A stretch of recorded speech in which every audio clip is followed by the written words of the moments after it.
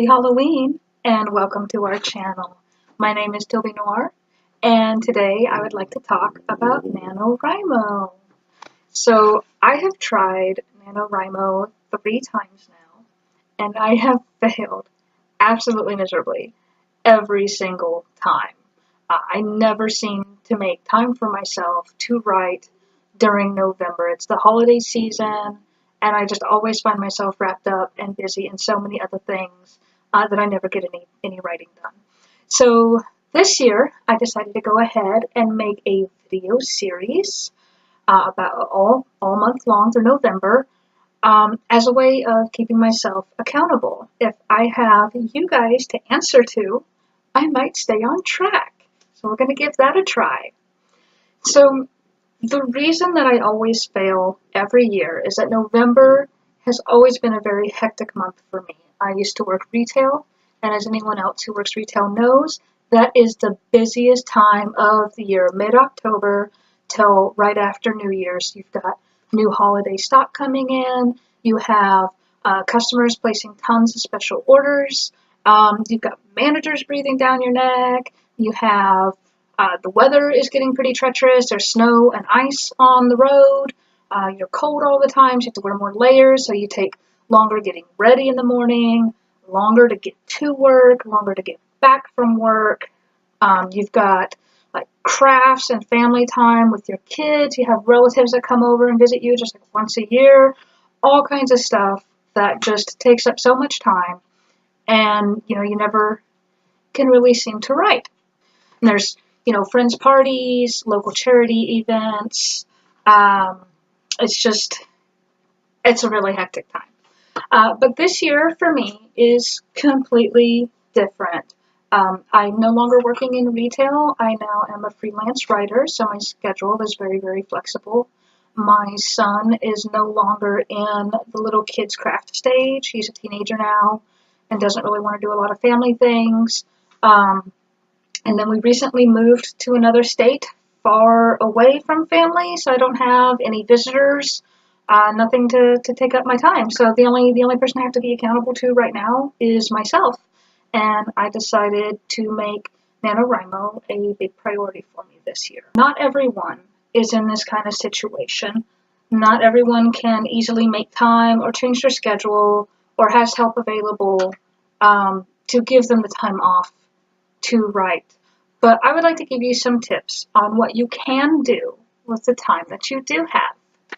So number one, prioritize what is the most important to you.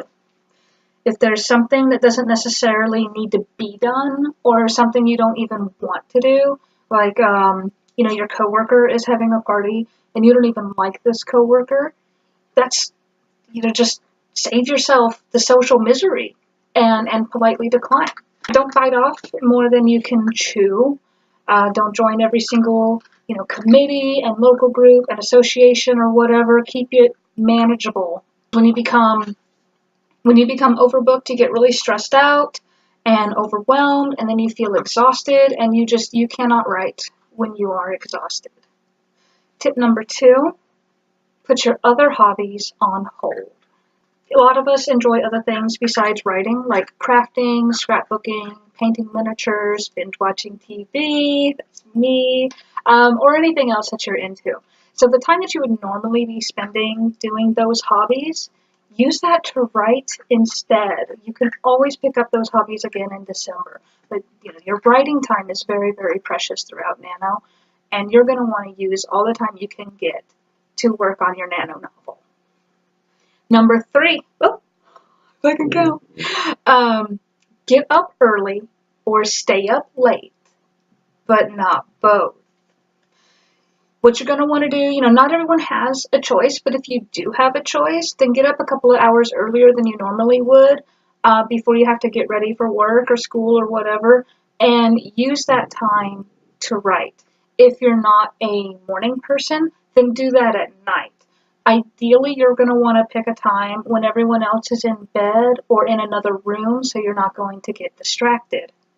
I know that 2 extra hours every day might not seem like a lot, but you would be really surprised how much you can get done when you are in the zone. I was definitely a morning person. I would get up a couple hours before work and, type on my laptop for a while before I had to leave. Other people have a really hard time getting up in the morning, and that's fine. The reason I say to do one or the other, but not both, is because getting proper sleep is really important. If you are physically and mentally exhausted, you do not have the energy to focus on your writing. So whenever possible, get up early or stay up late, but not both. Make sure you get plenty of good sleep. Number 4, ask those around you to cooperate.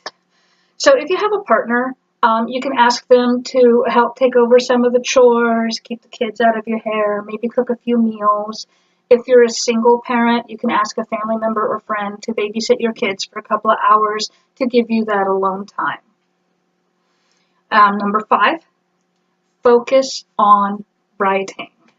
When you do get the time to sit down and write, make sure that is the only thing you are doing.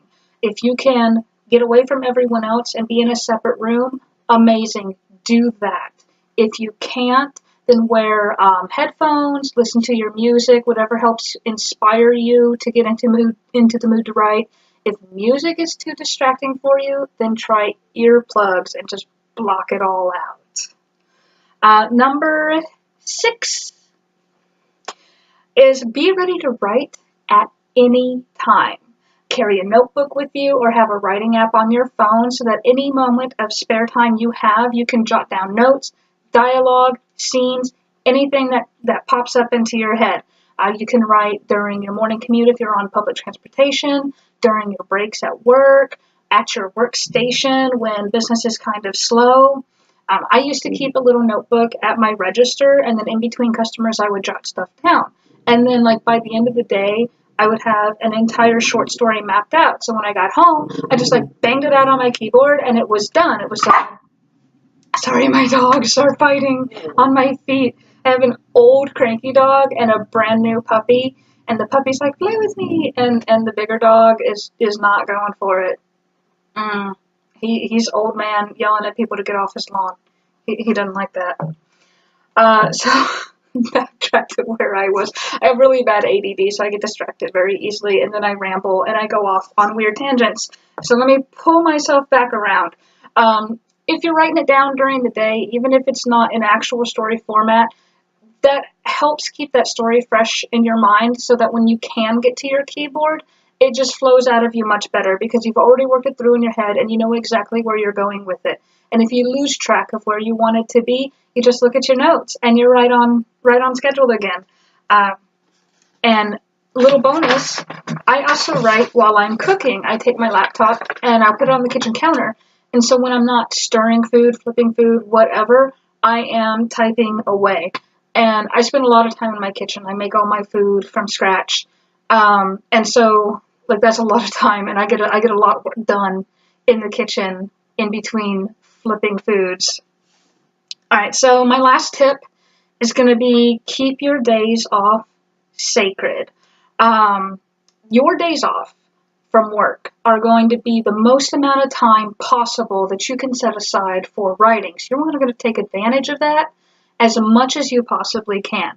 So and whenever you can manage to do all your chores before or after work and leave your days off for nothing but writing.